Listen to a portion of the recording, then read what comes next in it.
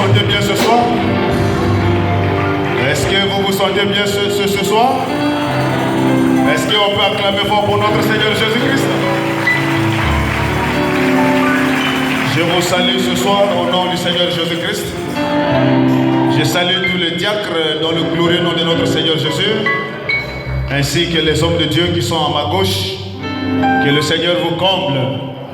Amen. Est-ce que vous êtes prêts pour recevoir la parole? Alors pendant que nous sommes debout, prenons nos Bibles dans Marc chapitre 10. Marc chapitre 10 au verset 16. Vous y êtes? Marc 10 au verset 16, au verset 46. Ils arrivèrent à Jéricho. Et lorsque Jésus en sortit avec ses disciples, une assez grande foule, le fils de Timée, Bartimée, mendiant, aveugle, était assis au bord du chemin. Et il entendit que c'était Jésus de Nazareth. Il se mit à crier: Fils de David, aie pitié de moi.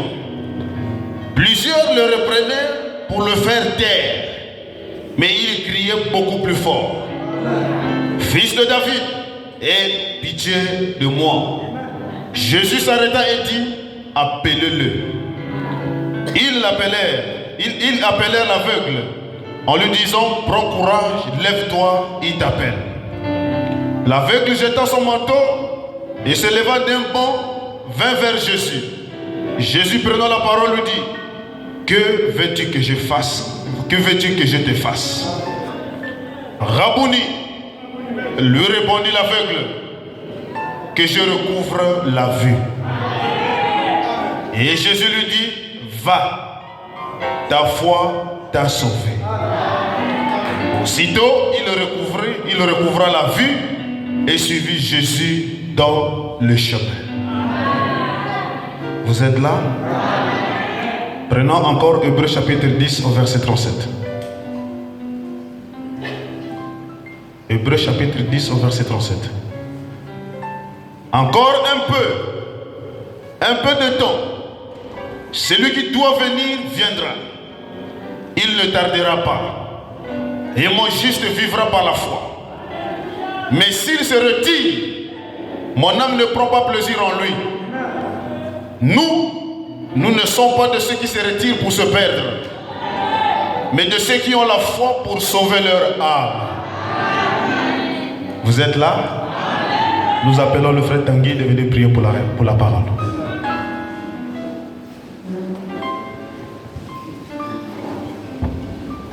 Seigneur notre Dieu, nous te bénissons pour la lecture de la parole. Nous croyons de tout notre cœur que ta promesse était que nous serons bénis en écoutant la lecture de ta parole et en la lisant, Seigneur. Père, sache que Dieu, le Saint-Esprit qui a écrit cette parole, puisse descendre au milieu de nous, comme il a dit là où deux ou trois personnes sont venues en ton nom, toi tu es au milieu d'eux. Ouais, oh Dieu, le prédicateur du rôle de cette chair jusqu'au dernier banc, Seigneur, qu'en sortant d'ici, que nous puissions dire que notre cœur ne se réjouissait pas de nous au moment où nous parlons en chemin, Seigneur. Nous remettons toutes choses entre tes mains, dans le parfait nom de Jésus-Christ que nous avons prié. Amen.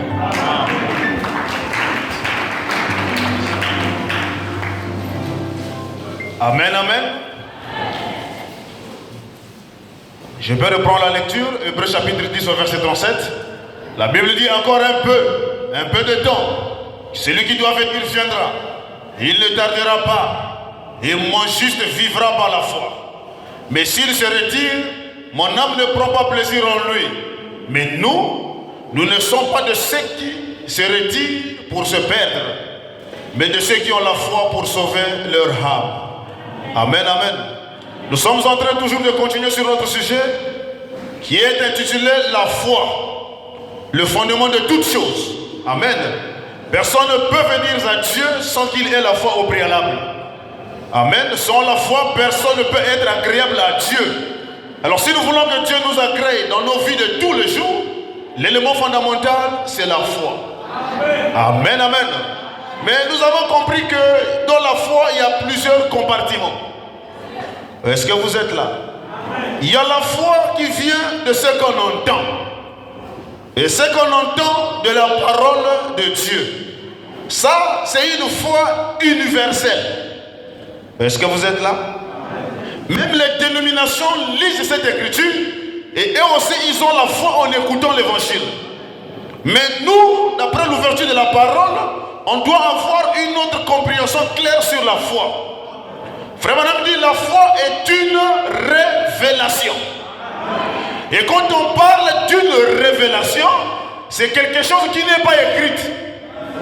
Mais c'est quelque chose qui vous est révélé. Soit par un songe, soit par une vision, ou soit par l'intermédiaire d'une personne. Amen. Mais si ça vient de Dieu, cela doit produire la foi dans l'individu. Oh, est-ce que vous êtes là? Nous remarquons la vie de notre messager William Marion Branham. Quand il est venu sur la terre, c'est lui qui nous a montré réellement qu'est-ce que la foi. Quand il est venu, il avait une croyance baptiste. Mais pendant qu'il était dans l'église baptiste, il voyait des visions. Il voyait des choses qui étaient vraiment contraires à la vie des hommes. Et quand il partait même raconter ça à son pasteur, le pasteur ne pouvait même pas être à la mesure de bien encadrer son fils. Alors un jour, William Branham a pris la décision de se retirer, d'aller se consacrer. Vous êtes là? Et pendant qu'il était dans la prière, frère Branham dit, j'ai vu une lumière qui se torchait sous le sol. Et pendant que j'observais la lumière, de la lumière, les pieds sont sortis. Et des pieds, tout à coup, c'est un homme qui apparaît devant moi et qui me dit, William Branham, ta vie sur cette terre tu es venu d'une manière miraculeuse. Et ta présence sur la terre n'est pas le fruit d'un hasard. Tu es envoyé avec un don de prier pour les malades. Mais si tu es sincère à toi-même et que tu amènes les gens à te croire, rien ne fera obstacle à ta prière. Et William Branham dit que cet ange a continué à converser avec moi en me donnant plusieurs écritures de la Bible. Amen. Donc il était en train de m'instruire. Et frère Branham, en sortant de là, il a eu la foi que Dieu lui avait placé sur cette terre, non pas pour autre chose, mais il avait un don de guérison. Mais William Branham qui avait le don de guérison, mes bien-aimés, il y avait Marc 16 dans la Bible, mais William Branham n'imposait pas les mains aux gens sans que Dieu ne lui révèle quelque chose au préalable. Est-ce que vous êtes là? Marc 16 dit que vous imposerez les mains aux malades, les malades seront guéris. Le messager avait lu toutes ces choses. Mais quand il était devant les gens qui souffraient de maladies, alléluia, William Branham peut dire, madame, le fils ne peut rien faire sauf ce qu'il voit faire du Père. Si Dieu ne me montre rien, je ne sais pas ce que je vais te dire sur la guérison de ton enfant. Mais William Branham, où est Marc 16? Tu peux imposer les mains aux malades. Est-ce que vous êtes là? Alors la foi est une révélation. Révélation, c'est quelque chose que Dieu te dit. Et quand Dieu te le dit, tu as l'assurance même de prendre l'ainsi dit le Seigneur. Parce que l'ainsi dit le Seigneur ne faillit pas. Alléluia. Mais William Branham dit, faites attention. Nous sommes dans un monde tellement dangereux. Il dit dans la brochure Le Trône, au paragraphe 9, Frère Branham dit, peu importe l'inspiration que tu peux en avoir, ou un songe, ou une vision, ou une conduite à tenir, Frère Branham dit, faites attention, le diable aussi est surnois. Il fabrique des songes, il fabrique des visions, il fabrique des révélations. Mais il dit, chaque révélation qui n'est pas scripturaire à la Bible, peu importe comment cela paraît joli, William Branham dit, mettez ça dans la poubelle. Frère Branham dit exemple. Un homme qui vient me voir, Frère Branham, Dieu m'a appelé au ministère, je dois prêcher la parole. Et quand je regarde cet homme, il a 2 femmes. Frère Branham dit, peu importe comment la révélation qu'il a est scripturaire, mais la vie qu'il témoigne, la vie qu'il mène est contraire à ce qu'il croit. Frère, quand quelqu'un vient, il dit que Dieu m'a parlé, on n'en disconvient pas. Dieu m'a appelé au ministère, on n'en disconvient pas. Mais nous regardons au fruit que vous allez manifester après avoir nous dit ce que Dieu vous a dit. Est-ce que vous êtes là? Alors la foi est une révélation. Mais pour que cette révélation ne soit pas contraire aux Écritures, l'individu doit d'abord avoir au préalable le baptême du Saint-Esprit. Frère, quand tu es né de nouveau, baptisé du Saint-Esprit, tu es sûr de ce que tu es. Et aucun témoin de l'enfer ne peut te dire le contraire si tu es fils de Dieu ou pas. Et même si quelqu'un venait, frère, j'ai rêvé que demain tu vas mourir, ça c'est la personne qui a dit. Mais Dieu travaille de deux bouts de fil. Je ne crois pas à un Dieu qui se révèle seulement à une personne, mais il ne se révèle pas à autre personne. Frère, madame dit il faut 2 ou 3 témoins.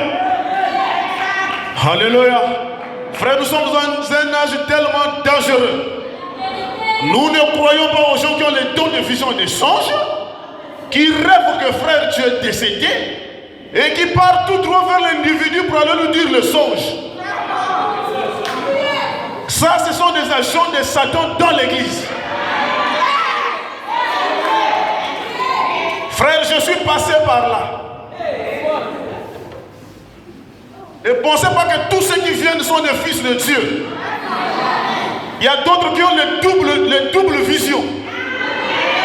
Il y a des autres qui collaborent avec les démons et les esprits de nos familles.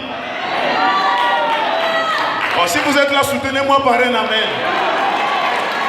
Vos amens vont me pousser à faire des déclarations fortes.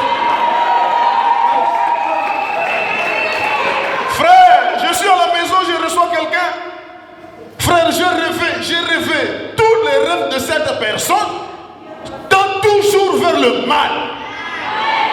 J'ai rêvé que tu as perdu l'enfant. J'ai rêvé que tu étais décédé. J'ai rêvé que j'ai rêvé.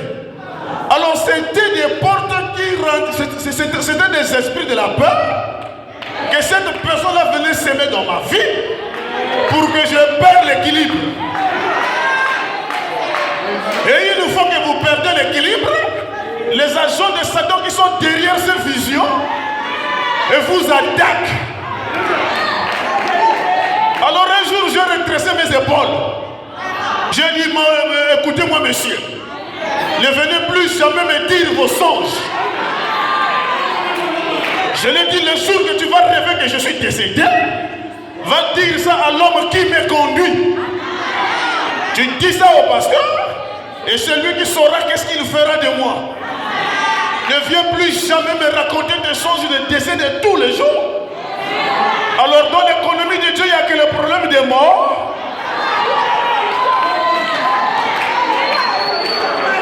Dieu doit aussi révéler. Frère, j'ai rêvé que Dieu t'a béni. Frère, j'ai rêvé que Dieu t'a placé deuxième personnalité dans ton entreprise. Nous ne voulons pas tous les jours des songes des morts. Les songes de malchance. Notre Dieu n'a pas seulement de projet de malheur pour nous. Il a aussi le projet de bonheur.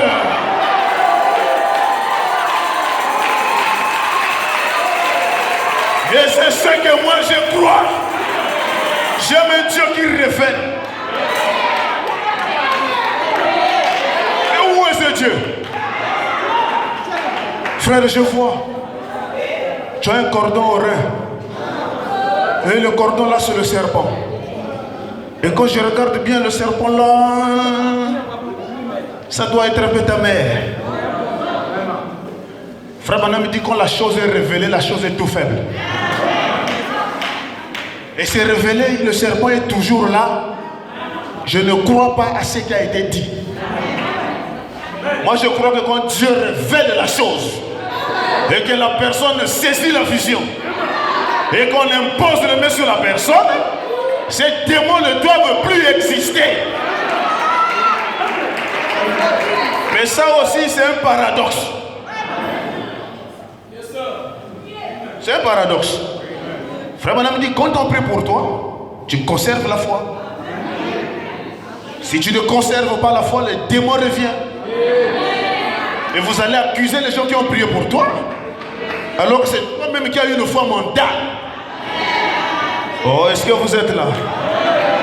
Frère, Nous ne sommes pas ceux qui sont venus pour se perdre, mais nous sommes ceux qui sont venus pour sauver leur âme. Alors si tu as la révélation que tu es un fils de Dieu, venu ici pour sauver son âme, tu n'as pas à regarder à ce que fait ton frère. Frère, les gens commencent à imiter les autres. Oh non, mais la soeur là a pris un mari, elle l'a mis dans la maison, le pasteur n'a pas parlé. Frère, ça c'est pas ton problème. Vous n'avez pas la même responsabilité. Vous n'avez pas la même révélation. Frère, imitez celui qui fit la parole. N'imitez pas celui qui combat la parole. Nous ne croyons pas au raccourci dans le message. Il y a une voie bien tracée. Et cette voie, c'est pour les élus de Dieu. Oh, est-ce que vous êtes là? Que le Seigneur nous guide. Amen, amen. Frère Branham dit dans la brochure, Israël à Kadesh Barnea, prêché en 53. Nous sommes en train de parler de la foi surnaturelle. Et la foi est une révélation. Frère, quand c'est révélé, personne ne peut te détruire. Personne ne peut te bousculer. Tu sais là où tu te tiens et tu as la révélation que c'est Dieu qui t'a placé là. Et quand tu sais que c'est Dieu qui t'a placé là, qu'il pleuve, qu'il neige, tu es tranquille. C'est cette foi que moi je suis en train de prêcher. La foi qui n'est pas écrite dans la Bible. Quand le livre de cette foi a été donné, a été écrit du dedans et du dehors. Vous êtes là? Frère Branham dit, ce qui a été écrit du dedans, c'est la Bible tout entière. Mais ce qui a été écrit au dos du livre, c'est des choses non écrites mais qui sera révélées. Et ces choses-là donnent aussi la foi. Et ces choses-là ne donnent pas la foi dénominationnelle, mais ces choses donnent la foi de l'enlèvement. Mais d'où viennent ces choses-là? Nous ne connaissons pas. Ça vient dans le domaine invisible. Israël à Kadesh Barnea, prêchant 53, paragraphe 97. Frère Branham, une fois quelqu'un m'a dit, il a dit, croyez-vous à propos d'Élie? Frère Branham, croyez-vous à propos d'Élie? Cette histoire d'oiseaux-là. J'ai dit, bien sûr, je crois à ces oiseaux-là.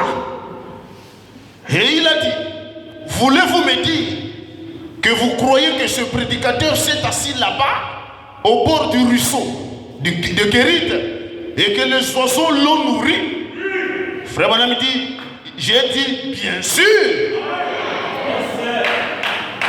Est-ce que vous êtes là? Un monsieur ne croyait pas que les oiseaux venaient nourrir un prédicateur.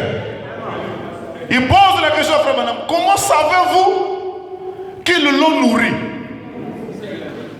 Frère Branham dit, je dis, la Bible le dit.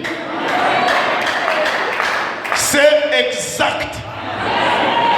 Donc il y a la foi qui croit aux choses écrites. Et ça c'est pour les fondamentalistes. Et ils ne bougent pas. Quand la Bible a dit, c'est la Bible qui a dit. Maintenant quand la même Bible va rentrer entre les lignes, la personne est perdue. Dieu ne fait pas de murs droits, mais Dieu a des angles dans son économie. Et ne peut voir des angles un fils de Dieu manifesté. Abraham dit c'est exact. Il a dit, je voudrais vous demander quelque chose, pasteur. Il a dit oui, diantre. Pensez-vous que ces corbeaux ont trouvé ces sandwichs-là? J'ai dit, attends, je vais reprendre, c'est écrit au tableau là-bas? Ok. Pensez-vous que ces corbeaux ont trouvé ces sandwichs-là? J'ai dit, je ne sais pas. Ils les ont simplement apportés et Élie les a mangés. Branham, où sont venus ces sandwichs-là? Le messager qui nous a été envoyé, on nous révélait tous les points restés en suspense dans la Bible. Ici, il dit, je ne sais pas. Est-ce que vous êtes là? Je ne sais pas. Ils les ont apportés et il les a mangés. C'est tout ce que j'en sais. Il dit, je crois que vous êtes aussi enthousiasmés. Oh, est-ce que vous êtes là? Il dit, je crois que vous êtes enthousiasmés. Frère Branham dit, j'ai dit non. Je ne peux pas vous dire, je ne peux que vous dire, non, je ne peux pas vous dire d'où cela venait, mais cela est venu de quelque part. Dieu l'apporte et nous la mangeons. Est-ce que vous êtes là? Nous ne savons pas d'où ça vient, mais nous connaissons que Dieu l'apporte, nous la mangeons. Et quand je la mange, les gens qui sont à mes côtés sont surpris de voir que je suis maintenant excité. Je commence à dire Alléluia. Frère Branham dit cela produit de la joie. Qu'est-ce qui produit de la joie, frère? Oh, Frère Branham dit comment cela arrive? Je ne sais pas. Dieu l'envoie tout simplement. Moi, je le saisis. Frère Branham dit, j'en ai pris une poignée il y a juste quelques minutes. En d'autres termes, pendant que je te parle, je viens de manger un poignet quelques minutes. C'est quoi l'inspiration? C'est le domaine des anges. Tu écoutes tout simplement une voix qui te dit, dis ça, dis ça, dis ça, dis ça. Mais tu ne sais pas d'où ça vient. Mais quand les élus de Dieu écoutent ça, leur cœur est stimulé, ça leur donne la joie, ça produit la guérison, ça produit les miracles, ça change la vie. À tel point que même le démon qui vous a accompagné à l'église ne comprend même plus rien.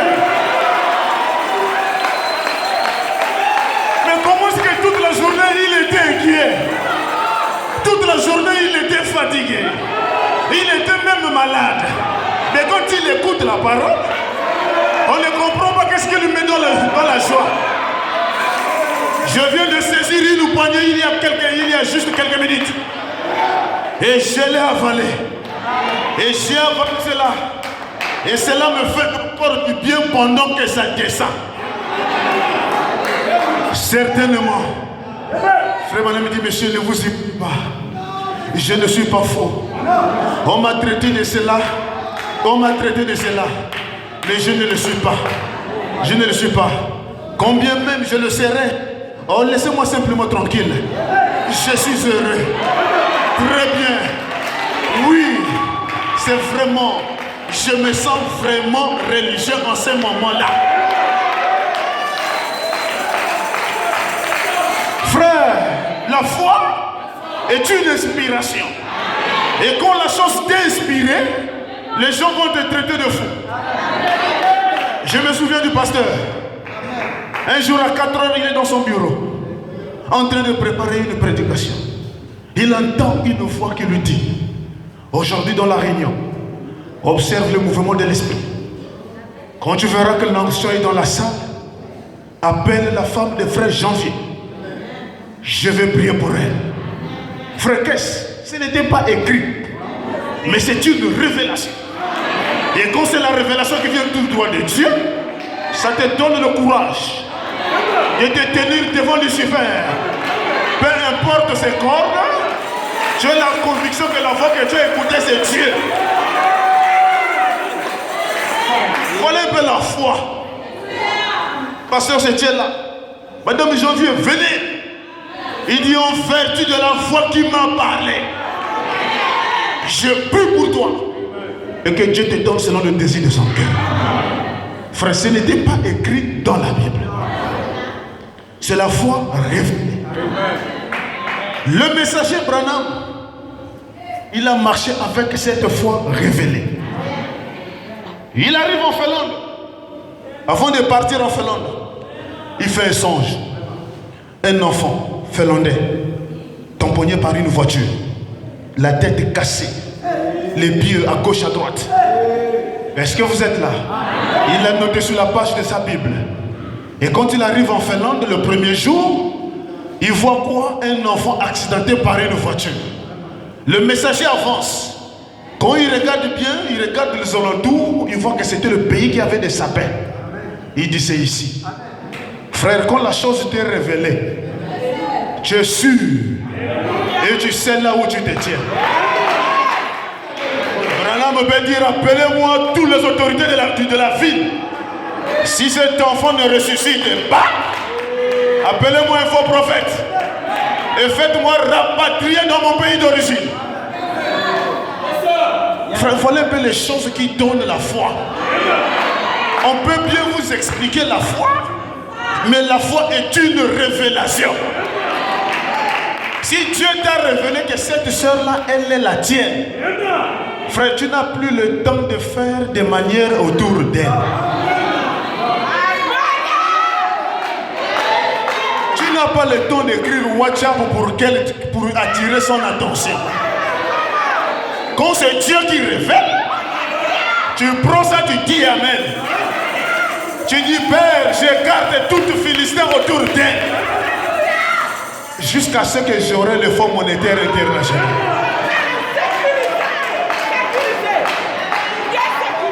Mais si les gens font des manières et des sœurs autour des frères, c'est la foi mentale. C'est pas la foi révélée. La foi révélée prend sa position dans la parole. Et quand il prononce la parole, Dieu est lié à une obligation de l'accomplir. Branham arrive, les autorités sont là. Frère Branham n'a pas forcé la prière. Et il dit, Père, en vertu de ce que tu m'avais révélé, il y a de cela tant d'années, voici je me trouve devant cet enfant. Toi, t'enfant, viens dans la vie, viens sur ton corps, viens sur la vie au nom de Jésus. Ils ont observé la scène. L'enfant est ressuscité sur place. L'enfant a été guéri sur les champs. Frère Branham, la même voiture avait tué 2 enfants au même moment. L'autre était au nord, l'autre au sud. L'autre enfant n'était pas mort sur place, mais l'autre enfant était à l'hôpital dans le coma. Quand la maman a écouté que l'autre enfant est ressuscité, oh, il dit, je vais aller voir le prophète. La maman est venue vers le prophète. Branham, j'ai entendu. L'enfant féronné, écrasé par la voiture, est revenu à la vie. La mienne aussi doit revenir à la vie. Écoutez un peu la réponse de Branham. Branham n'a pas dit, bon, comme j'ai Marc 16, alors. Il a dit, madame, j'ai prié pour cet enfant suite à une vision. Si je n'ai pas la vision, je ne prierai pas pour votre enfant. Mais mon enfant est en train de mourir. Frère Branham, je te prie, produis-moi la vision tout à l'heure. Frère Branham dit, madame, mais je ne peux pas produire la vision. Mais mon enfant est en train de mourir. Il dit, madame, je ne peux rien faire. Je vous pose la question, où était Marc 16? La foi, c'est autre chose. La foi est une dimension. Et quand tu es dans cette dimension, tu entends la voix. Soit que tu sens une présence surnaturelle. Alors, comme disait le pasteur Barout, je ne prie pas pour les malades si je ne sens pas cette atmosphère m'environner. Quand cette atmosphère m'environne, c'est un signe pour moi qui déclenche le don que je peux déjà commencer. Et c'est là où tout un chacun de nous doit arriver. Nous faisons tellement des aventures, frère, allons. Tu ne sens même rien. Mais tu pars. Mais ce n'était pas le cas pour des hommes de Dieu qui nous ont précédés. Amen. Branham produit la vision. Il dit, madame, je ne peux pas, c'est Dieu qui les donne. Mais qu'est-ce que je dois faire? Patienter. Si Dieu me donne une vision, je vous appellerai. La femme est partie. Chaque 5 minutes, grrr, prophète, tu as eu déjà la vision? Il dit, non, madame, pas encore. 5 minutes, Branham, as-tu eu la vision? Non, pas encore. ça commençait maintenant à attirer l'attention du messager. Frère Branham dans la pièce, il commence à faire les 100 pas. Alléluia. Il doit chercher un contact. Pendant qu'il était là dans sa pièce, c'est le frère qui l'accompagnait dans les champs de mission qui rentre dans sa chambre avec 2 bonbons Gandhi. L'autre était amer, l'autre était sucré. Et il a déposé sur la table, le frère n'a pas parlé, il est parti. L'ange dit à Branham, pendant qu'il était là, l'ange du Seigneur rentre dans la pièce. Frère, voilà la véritable foi. L'ange est là, costaud gaillard, avec ses bras croisés. Il dit, Branham, ton frère t'a amené quoi? Il m'a amené 2 bonbons, mange. Branham ouvre le premier bonbon, il met dans la bouche, sucré. C'était facile à avaler. Ça, c'était la prière par la vision révélée. Quand il veut prendre le deuxième bonbon qu'il met dans la bouche, amer, il veut jeter. L'ange lui dit, tu jettes ce bonbon, l'enfant qui est à l'hôpital mourra. Donc tout est sous condition. Le pasteur a eu un sacrifice à faire pour la vie des enfants de Dieu. Et il a avalé le bonbon. Quand il a avalé le bonbon, alléluia, il y avait 2 fleurs. Même l'ange, quand il est venu, il avait une bassine avec 2 fleurs à l'intérieur. L'autre fleur était fanée vers le sud, l'autre était debout vers le nord. Alors s'il jetait ce bonbon, la fleur fanée vers le sud n'allait pas se relever. Mais quand il a avalé le bonbon, la fleur qui était fanée vers le sud a redressé les épaules. Alléluia. Dès que la fleur s'est mise debout, l'ange a disparu dans la pièce. Branham a compris que c'est la résurrection du 2e enfant. Il a pris le téléphone. Il dit, madame, Dieu vient de me donner une vision. Ainsi dit le Seigneur, ton enfant vivra. Frère, voilà la foi. Et cette foi-là, moi j'appelle ça la seconde main de Dieu. Cette seconde main de Dieu ne choue pas. Et ça ne faillit pas. Cette seconde main de Dieu s'applique aux païens et aux croyants. Alléluia. Frère Branham dit, il y a plus de facilité de prier pour un croyant que de prier pour un païen. Parce que le croyant, lui, il croit déjà. Quand tu dis, frère, Marc 16, il dit, vous imposerez les mains aux malades. Je crois, oui, je crois. On impose les mains. Mais chez le païen, il faut utiliser la seconde main. Il faut attirer son attention pour l'amener à te croire. Est-ce que vous êtes là? Mais comment faire pour attirer l'attention de quelqu'un qui vient de croire? Amen. C'est là où les dénominations vendent souvent les bouteilles d'eau bénite. Beaucoup viennent ici, parfois ils voient le pasteur. Le pasteur met la main au nom de Jésus-Christ, toi démon sort. Le pasteur dit amen. La personne dit, pasteur, c'est tout. Pasteur, c'est tout. Il dit oui, c'est tout. Pourquoi? Parce que c'est un païen. Amen. Mais il faut saisir leurs pensées, les capturer, les amener à saisir la foi. Là, il faut la seconde main. Des choses inspirées. Oh, est-ce que vous êtes là? La foi est une révélation. Regardez un peu l'aveugle Bartimée. Frère Branham dit, Bartimée était un croyant. Il est né d'une mère juive. Et Frère Branham dit, il n'était pas né aveugle. Dès sa bas âge, aveugle Bartimée, il voyait.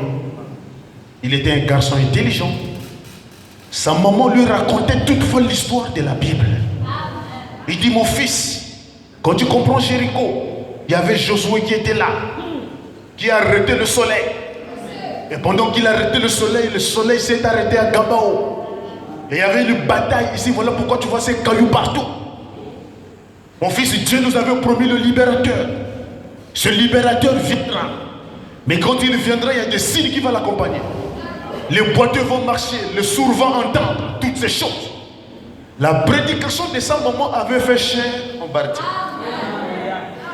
Et il a grandi avec. Mais un jour, il est tombé malade, il est devenu aveugle. Il était marié. Et il avait ses 2 enfants. Amen. Il avait ses 2 enfants. Mais pendant qu'il n'avait plus rien comme travail, il avait une cage où il y avait 2 sosos qui faisaient des culbutes. Et les touristes, en voyant tous ces jeux-là, ils donnaient de l'argent à cet aveugle. Il se nourrissait de ça. Jusqu'à ce qu'un jour, sa fille tombe malade. Il dit, Seigneur, mais si tu guéris ma fille, je te promets de donner ces 2 tourterelles en sacrifice. Dieu qui écoute les prières, il a guéri sa fille. L'aveugle Bartimée est donné, parti au temple, sacrifier les 2 tourterelles. Et il n'avait plus rien comme jeu d'argent, comme travail. Un jour, son épouse tombe malade. Frère Branham dit, il avait une mouton, une brebis qui le conduisait, qui faisait de lui ses yeux. Il dit, Seigneur, si tu guéris mon épouse, je te sacrifierai ce mouton en holocauste. Dieu a exaucé la prière. L'aveugle Bartimée a sacrifié le mouton. Et il n'avait plus rien. Quand il faut au temple, il dit, mais aveugle, comment tu es en train de tout sacrifier? Moi, je vais te donner l'argent pour payer notre mouton que tu vas donner en holocauste. Il dit, non, Caïphe. Je n'avais pas dit à Dieu, je lui offrirai un autre mouton. Je lui avais dit que ce mouton qui me conduit, c'est ce mouton que je vais le sacrifier. Mais si tu le sacrifies, tu feras quoi de tes yeux? Dieu pourvoira un agneau pour mes yeux. Frère, la foi, c'est une inspiration. Dieu pourvoira un agneau pour mes yeux. Il n'avait plus rien. Et il était assis. Alléluia. Et il entend une voix. La foule qui accompagnait Jésus. Alléluia. Qui est cet homme qui est en train de passer? C'est Jésus de Nazareth. William Branham dit, il se tenait à une distance où la voix humaine ne peut pas faire entendre ses échos. Il a dit, Jésus, fils de David, aie pitié de moi. La voix a parcouru. La voix a touché Jésus. Jésus s'est arrêté. Jésus a dit, appelez-moi cet homme. Comme il était le soleil de la justice. Le soleil ne fait pas marche en arrière. Le soleil va toujours de l'avant. Frère Branham dit, il venait de quitter l'éternité vers la croix. Alors il n'y avait rien sur le temps qui pouvait l'empêcher d'atteindre le but de sa vocation. Il dit, le soleil ne peut pas faire marche en arrière. Appelez Bartimée de venir ici. Il dit, Bartimée, qu'est-ce que tu fais? Oh, je veux que mes yeux s'ouvrent. Il dit, vois, ta foi t'a sauvé. Frère, ça c'était Bartimée. Il a dit Amen. Sa foi l'a sauvé. Ça c'était l'aveugle Bartimée. Mais quand Jésus arrive devant un autre aveugle, lui là, il est né aveugle. Il est sorti du ventre de sa mère aveugle. Il n'a pas entendu la parole. Il n'a pas écouté ce qu'on appelle la parole. Et il croise Jésus sur son chemin. Il dit, Jésus, je veux voir. Quand Jésus le regarde, il pénètre son esprit. Il pénètre son âme. Il dit, il n'y a rien pour vivifier la foi. Mais c'est un fils de Dieu. Qu'est-ce que Jésus a fait? Il a craché au sol.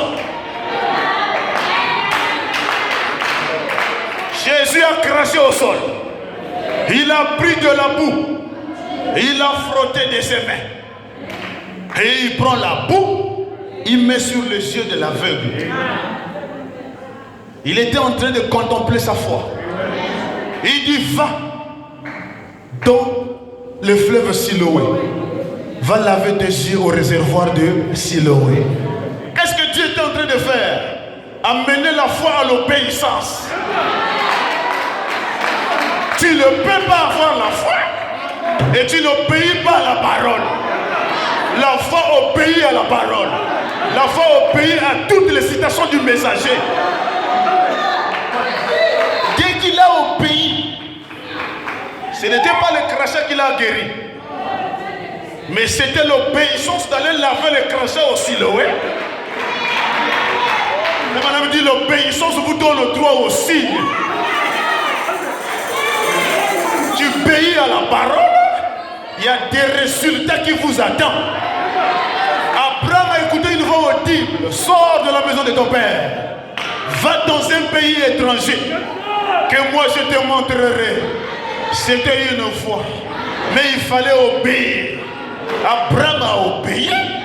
C'est alors que sa foi fut trouvée grâce devant Dieu. Voilà l'aveugle qui arrive. Il descend vers le Siloé. Il prend de l'eau. Il met sur les yeux. Quand il s'ouvre, quand il regarde, les yeux s'ouvrent. Frère, la guérison de la seconde main crée plus de panique que d'autres guérisons. Ça a causé le trouble en Israël. Un aveugle de naissance. Comment est-ce que c'est possible? Amenez les pharisiens ici. Les pharisiens sont venus. Amenez-les devant les Sanhédriens. Ils sont allés devant les Sanhédriens. Jésus vit, je vais lire ça s'il vous plaît, c'est tellement beau. Jésus vit en passant un homme aveugle de naissance. Les disciples lui firent cette question. Rabbi, qui a péché? Cet homme ou ses parents pour qu'il soit né aveugle? Hein? Oh Seigneur, je souffre. Est-ce que c'est une malédiction héréditaire? Ou bien je l'ai ramassé dans la famille? Ou bien partout? Jésus dit non. Ce n'est ni par hérédité. Ce n'est ni par ton oncle. N'accusez personne. N'attribuez cela pas à quelqu'un. Mais si vous êtes passé par cette famille, c'est pour que Dieu puisse manifester sa puissance en toi. Moi j'ai toujours cru la naissance d'un fils de Dieu dans une famille, c'est pour mettre fin au totem de ses parents.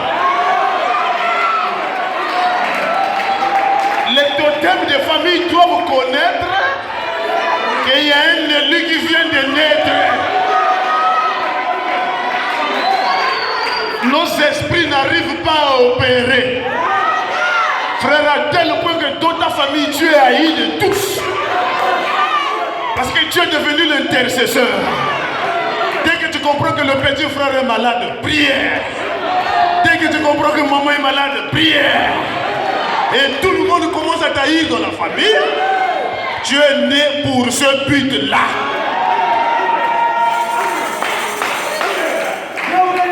Frère, ta présence, les démons doivent trembler dans ta famille.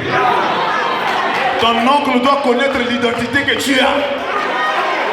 Ta mère doit connaître ce que tu as placé en toi. Je ne crois pas fils de Dieu. Son père traduit praticien. Et lui, il a cru la parole. Et il habite toujours dans la même maison avec son père traduit praticien. Il y a quelque chose qui ne va pas.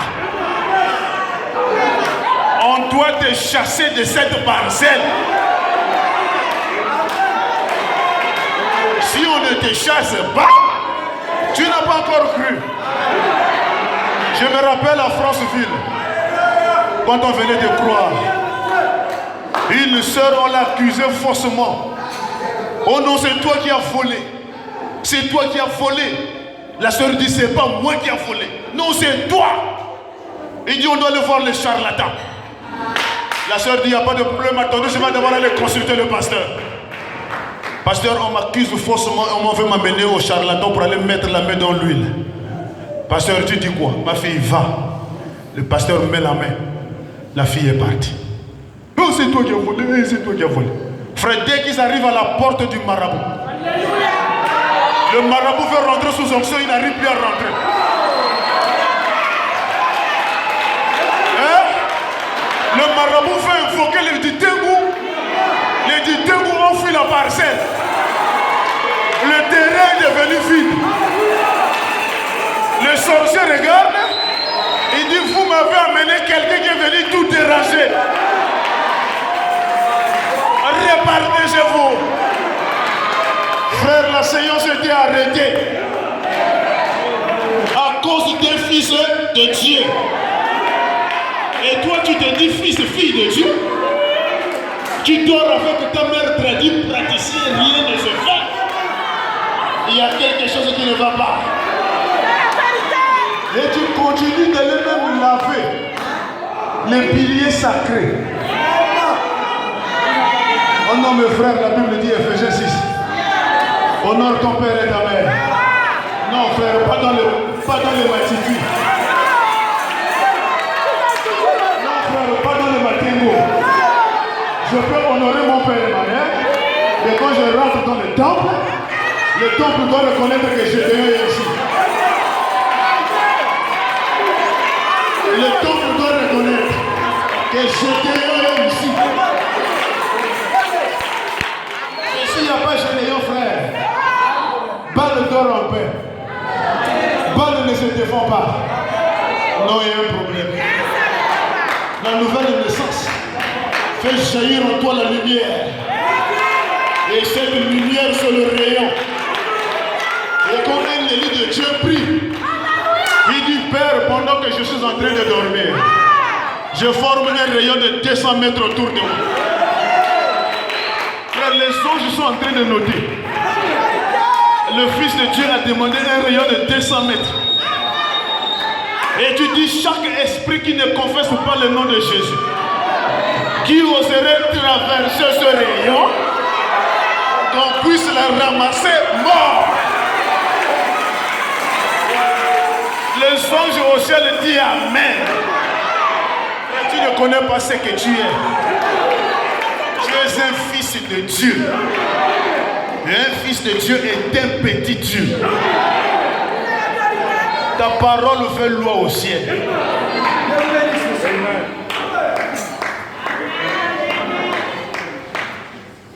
Mais il y a des problèmes. Il y a des problèmes. Non, frère, je ne dors pas les rats et des roches tout le temps. Frère, je ne dors pas les cafards. Le cafard, frère, dans ma maison, frère. Pas dans ma maison à moi. Chez vous, oui. Moi, quand je vois un cafard, pour moi, c'est naturel. C'est Dieu qui les a créés pour vivre. Et tout le monde dit, oh, ce sont des démons. Donc Dieu a mal fait aussi de créer les cafards. Ils ont aussi un rôle à jouer dans la société. Il y a le lézard qui se nourrit du cafard. Le moustique, il y a aussi le truc jaune là dans nos maisons qui se nourrit des moustiques. Les djeko, maman. Tout est important. Si le djeko veut vivre, il doit y avoir un moustique. Si le djeko veut vivre, il doit y avoir le cafard. Tout ce que Dieu a créé, c'est la nourriture de quelque chose. Mais vous tous ces démons, c'est vous qui voyez les démons partout. Mais moi je vois la création, la créature de Dieu. Frère, les rats. Mais frère, tu habites dans une maison en planche. Vous savez que les rats aiment les planches?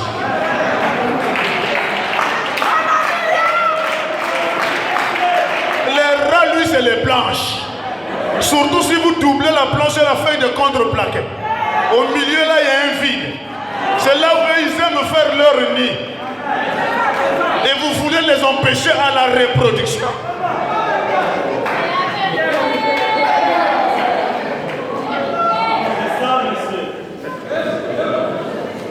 Ce ne sont pas des démons. Et aussi, ils veulent vivre.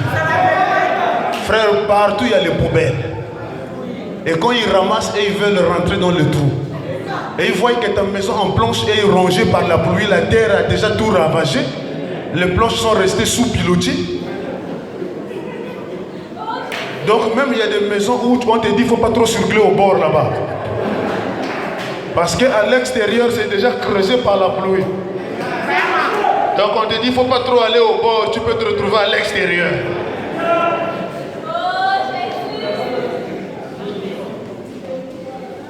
Est-ce que vous êtes là? Ah, ça fait rire les gens. Alléluia. Jésus vit en passant un homme aveugle de naissance. Ses disciples lui firent cette question. Rabbi, qui a péché? Cet homme ou ses parents pour qu'il soit né aveugle? Écoutez la réponse de Jésus. Écoutez la réponse de Jésus. Jésus répondit, il n'est pas que lui ou ses parents aient péché, mais c'est afin que les œuvres de Dieu soient manifestées en lui. Donc Dieu a une grande puissance à manifester, mais il faut qu'il y ait des gens qui sont malades, des gens qui sont envoûtés. Alors la puissance de Dieu délivre. Frère Madame dit dans la brochure Les enfants dans le désert, prêché en 1947 au paragraphe 11. Les enfants dans le désert, prêché le 23, 11e mois 47 au paragraphe 11. Eh bien mes amis, il n'y a qu'un seul moyen pour vous au monde pour être guéri. C'est uniquement par la foi en Dieu.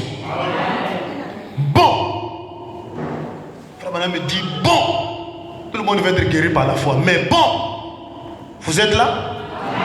Eh bien mes amis, il n'y a qu'un seul moyen pour vous au monde d'être guéri. C'est uniquement par la foi en Dieu. C'est le gros plan. Bon, il donne les détails. Peu importe à quel point Dieu peut me permettre par ma propre foi doter un esprit de vous. Si vous ne partez pas avec la foi en Dieu pour servir Dieu, lui faire confiance, cela viendra directement sur vous. Est-ce que vous êtes là? La foi de Branham, du pasteur ou de n'importe qui peut chasser les démons. Tu es guéri, mais Dieu veut qu'après ça, tu témoignes. Que tu conserves la victoire. Que tu glorifies Jésus partout. Cela reviendra directement en vous. Jésus n'a-t-il pas dit, va et ne pêche plus, de peur qu'il ne t'arrive quelque chose de pire. Ne venez jamais dans une ligne de prière si vous ne vous attendez pas à servir Dieu le reste de votre jour. Amen. Amen. Amen. Dieu ne donne rien pour rien. Ne venez jamais dans une ligne de prière si vous ne vous attendez pas à servir Dieu le reste de vos jours. C'est vrai, n'importe quand. Ne menez jamais une vie de pécheur, car votre situation s'empirera. Elle s'empirera davantage. Dieu a promis que votre situation sera pire au départ. N'osez jamais venir. Et surtout cet après-midi, à vous qui allez venir dans cette ligne de prière, n'osez pas venir à moins de promettre à Dieu de tout votre cœur que soyez sérieux là-dessus et que vous le servirez le reste de votre vie. Quand Dieu voit cette sincérité en vous, peu importe la personne qui dépose le mains, tu seras guéri. C'est ce qui s'est passé avec cet aveugle de naissance. Jésus répondit, ce n'est pas lui ou ses parents aient péché, mais c'est afin que les œuvres de Dieu soient manifestées en lui. Il faut que je fasse tandis qu'il fait jour les œuvres de celui qui m'a envoyé. La nuit vient, où personne ne peut travailler. Pendant que je suis dans le monde, je suis la lumière du monde. Et après avoir dit cela, il cracha à terre et il fit de la boue avec sa salive. Puis il appliqua cette boue sur les yeux de l'aveugle.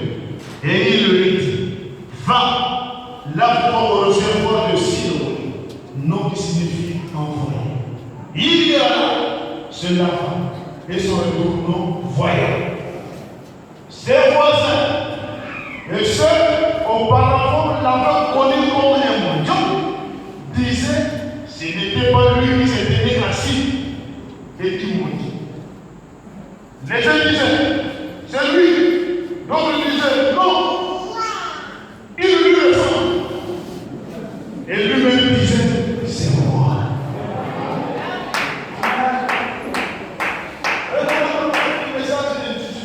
Dès ce moment-là, oh Dieu me visite, oh Dieu me sait, tu ne peux pas rester bras croisés. Il y a une stimulation dans le cœur qui te pousse à parler à chaque personne. Tu as envie de presser dans mon travail. Quiconque sur mon chemin, tu me témoignes de ton chemin. Parce que tu viens de rencontrer quelque chose. Lui-même disait, c'est moi. Il disait, c'est moi. Il lui dit non. Il lui dit non. Comment tes yeux ont-ils été ouverts? Il a répondu, non, qu'on appelle Jésus. Afin de la peau. À moins monsieur. Il m'a dit, va au réservoir de Siloé. Lave-toi, je suis là. Je suis là. Et je donne la vie. C'était devenu une prédication de tous les jours. Et il lui dit, où est cet homme? Et il répondit, je ne sais pas. Il a mené cet homme devant les pharisiens. Et celui-ci avait été aveugle.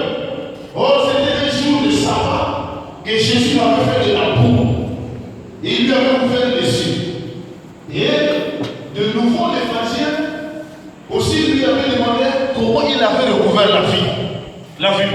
Et il lui dit, il a appliqué de la boue sur mes yeux, et je me suis lavé, et je vois.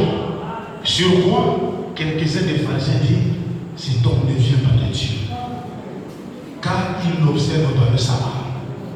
D'autres disent, comment un pécheur peut-il faire des miracles?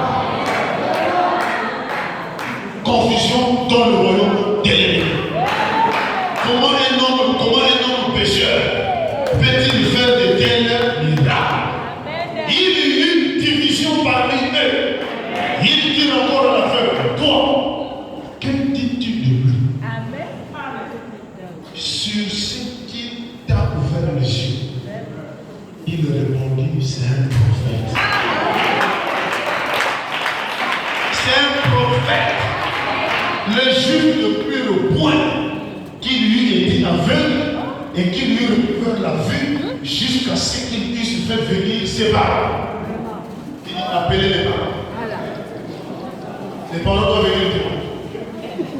Et il les posait en disant, est-ce que là votre fils, que vous dites être né aveugle, comment donc voit-il maintenant?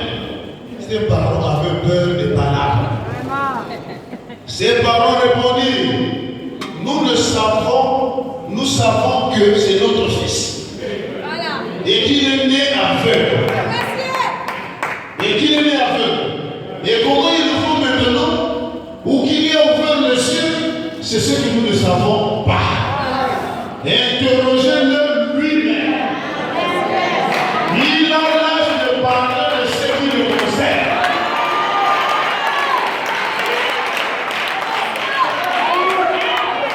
Interrogez-le lui-même.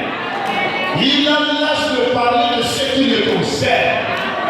Ses parents disent cela parce qu'ils craignaient les Juifs, car les Juifs étaient déjà convenus que si quelqu'un reconnaissait Jésus pour Christ, il serait exclu de la synagogue. C'est pourquoi ses parents disent il a l'âge d'interroger lui-même. Le pharisien appelait une seconde fois l'homme qui avait été aveugle. Et il lui dit, donne gloire à Dieu. Ne dis pas que Jésus t'a guéri. Dis que c'est Dieu qui t'a guéri. Mais Dieu habite où? Dieu est dans une chair humaine. Donne gloire à Dieu. Nous savons que cet homme est un pécheur. Ne dis pas que c'est Jésus qui t'a guéri. Dis que c'est Dieu. Parce que nous connaissons que cet homme est un pécheur. Il répondit, s'il est un pécheur, je le sais. Je sais une chose, c'est que j'étais aveugle et maintenant je vois. Qu'il soit pécheur, je ne sais pas. Mais c'est que je sais, j'étais aveugle, maintenant je vois. Il lui dit, quand qu'a-t-il fait? Ce message t'a envoûté ou bien t'a pas envoûté? Vous suivez quoi dans le message? C'est que je sais, j'étais païen, le message m'a changé. Voilà pourquoi je te mets dans le message. Je ne sais plus ce que j'étais. Je ne sais plus ce que j'allais être. Mais je sais que je suis quelque part. Et je connais que celui qui a commencé devant moi, il n'achèvera. Le message ne m'en fout pas. Mais le message est lève. Comment t'a-t-il fait? Comment t'a-t-il ouvert les yeux? Le gars aussi était fatigué. Il leur dit, je vous l'ai déjà dit. Et vous n'avez pas écouté. Pourquoi voulez-vous l'entendre encore? Voulez-vous aussi devenir membre du message?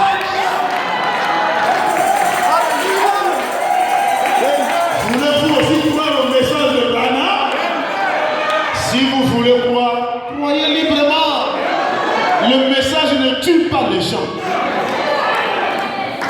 Le message change les individus. Et dit, voulez-vous aussi devenir ses disciples? Ils l'injurièrent et dit, c'est toi qui es son disciple. Nous sommes les disciples de Moïse. Nous savons que Dieu a parlé à Moïse, mais celui-ci, nous ne savons d'où il est. Cet homme leur répondit, il est étonnant que vous ne sachiez d'où il est. Il est étonnant que vous ne sachiez d'où il est. Cependant, il m'a ouvert les yeux. Nous savons que Dieu n'exauce point les pécheurs. Mais si quelqu'un l'honore et fait sa volonté, c'est celui-là qu'il exauce. Jamais on a entendu dire que quelqu'un ait ouvert les yeux d'un aveugle-né. Si cet homme ne venait pas de Dieu, il ne pourrait rien faire. Ils lui répondirent, toi, tu es né tout entier dans le péché et tu nous enseignes.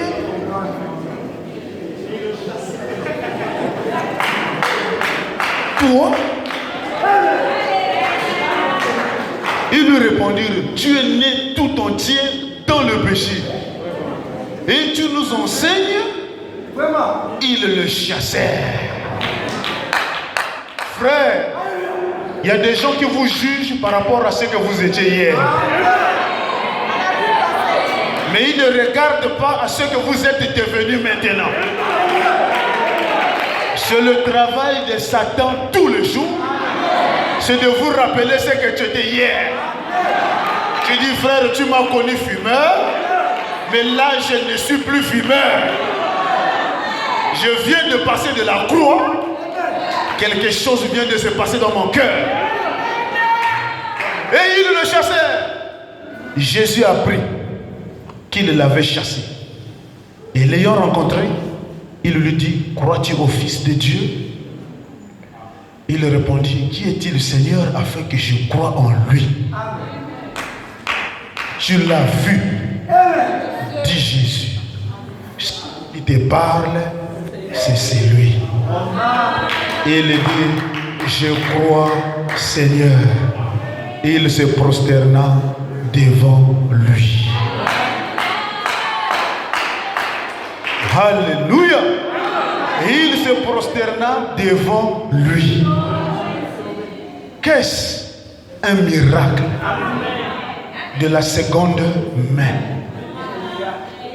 Des choses non écrites. Mais par la révélation, le miracle se produit. C'est la vie de William Marion Branham. La foi surnaturelle.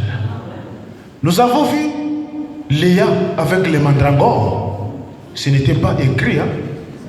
Jacob, les reins étaient fatigués. Vous êtes là? Alors il lui fallait des mandragores. Les mandragores lui avaient dormi pendant 3 jours de sommeil. Et pendant ces 3 jours de sommeil, Dieu était en train de restaurer les reins de Jacob. La Bible dit, Dieu exauça Léa. La seconde main.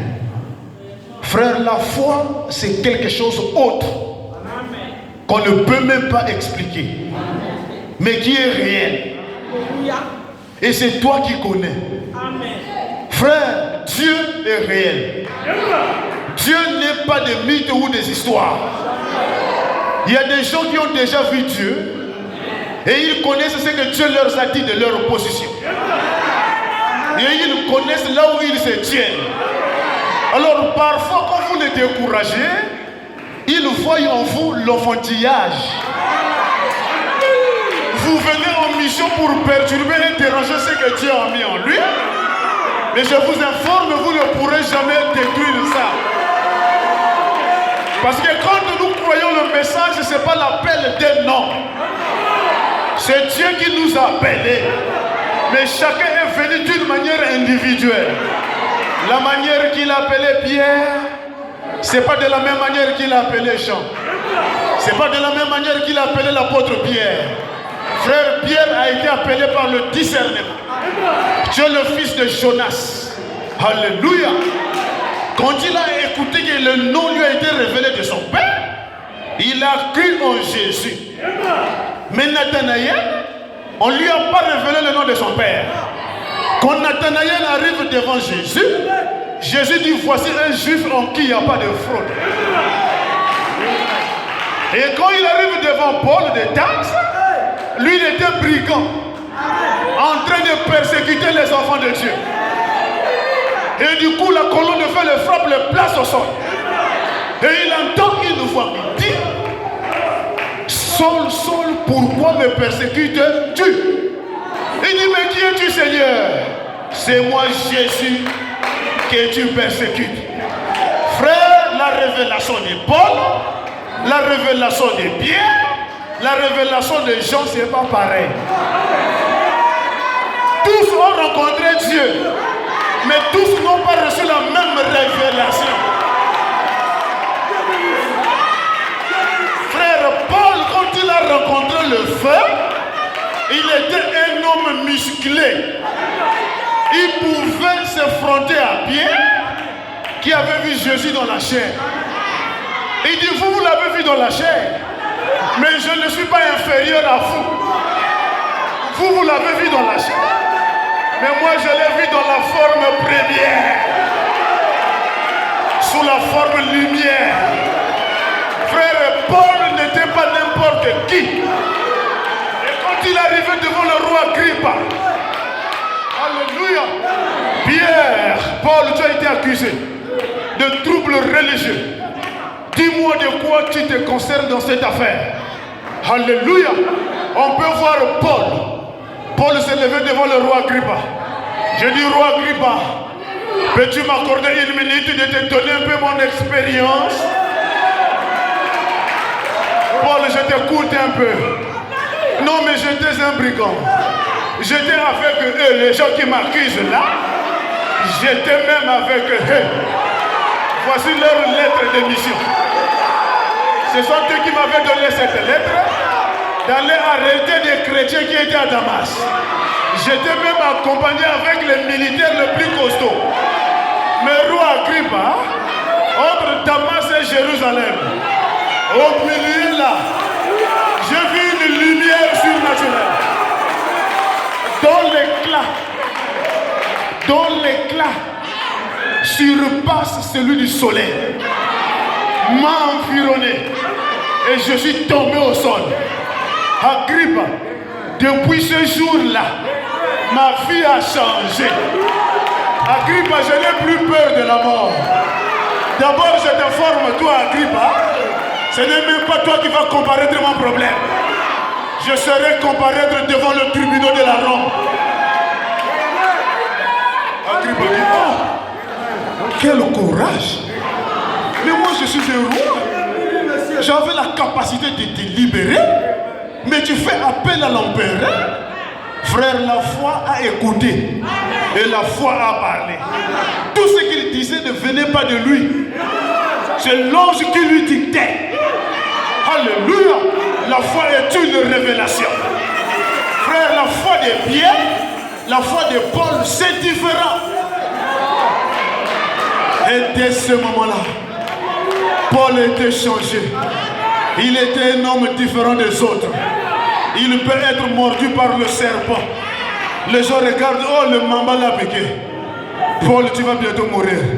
Il dit non, le sang qui coule dans mes veines, ce n'est plus le sang de mon père. C'est le sang de Jésus qui coule en moi. Toi, demande morceau de serpent. Quitte dans mes yeux. Quitte dans ma chair. Frère, un homme qui a la foi est un homme double. C'est un être double. Une pour la mort, un autre pour la vie éternelle. Un homme qui a le Saint-Esprit, on ne peut jamais l'envoûter. Et quand il tord autour de lui, c'est le cortège des anges. Où viendra le malheur? Que l'ange de l'Éternel ne saura s'enlever. Frère, ayez foi en Dieu. Croyez votre Seigneur Jésus. Il ne vous abandonnera jamais. La foi des biens, la foi des gens, c'est différent. Chacun a son niveau spirituel. Et ne taxez pas des gens d'orgueilleux. Vous ne connaissez pas dans quel terrain qu'il est en train de jouer. Frère, quand le Saint-Esprit te oint, tu peux voir tout le monde, c'est des enfants. Et tu penses être supérieur au-dessus de tout le monde. C'est l'onction qui fait ça. Frère, quand l'onction est en toi, tu ne peux plus voir que tu es accompagné de plusieurs personnes. Tu dis amen sans te rendre compte que tu es au milieu des gens. Tu t'en fous de qui est à droite, de qui est à gauche. Mais celui qui n'a pas la chose, il a honte de dire amen parce que sa propre vie le condamne. Mais celui qui a la sainteté, la conscience est libérée. Ce n'est plus lui qui vit, mais c'est Christ qui vit en lui. Alors si Christ est en vous, aucun démon ne peut te résister. Tous les démons de l'enfer doivent être paralysés. Que le Seigneur vous guérisse. Que Dieu vous restaure. Que Dieu vous accorde cette foi. Que Dieu vous élève. Que Dieu bénisse le plein évangile. Shalom, shalom, shalom.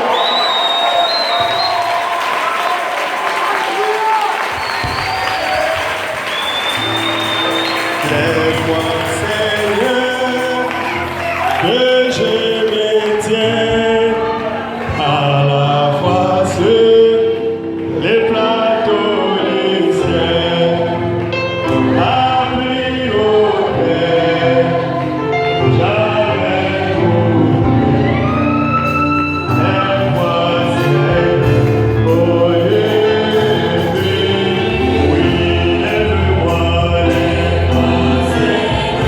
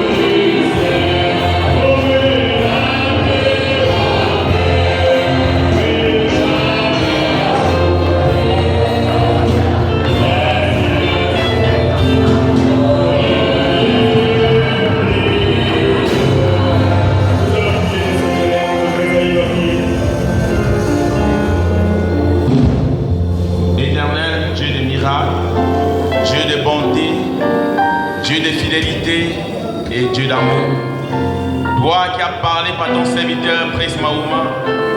Toi qui nous as menés dans les lieux célestes en toi, Seigneur Jésus, ce soir. Nous te disons merci, Seigneur. Merci, Seigneur Jésus-Christ, parce que tu élèves notre foi par des signes, des miracles et des prodiges. Merci parce que tu élèves notre foi par une vie sanctifiée, Seigneur. Merci parce que tu élèves notre foi par l'attachement et la fidélité à ta parole. Seigneur, nous avons écouté tes oracles, Seigneur Jésus. Nous avons besoin d'avoir la véritable foi et non la foi mentale, Seigneur Jésus-Christ, qui peut raisonner ou qui peut s'arrêter au niveau de l'esprit. Mais nous voulons avoir la foi spirituelle afin de pouvoir sauver notre âme, de fuir le monde et les choses du monde et de nous attacher à toi et à toi seul, Seigneur. Seigneur Dieu, trois fois saint, nous sommes, Père éternel, si heureux d'avoir écouté la branche dont notre frère est en train de nous conduire. Parce que la foi n'est pas seulement d'appeler le feu, mais la foi, c'est de nous identifier en toi. La foi, Père éternel, c'est de te ressembler et de croire à toute ta parole, Seigneur. Bénis ton Seigneur qui a parlé de toi. Bénis ton épouse qui est venue pour écouter ta parole.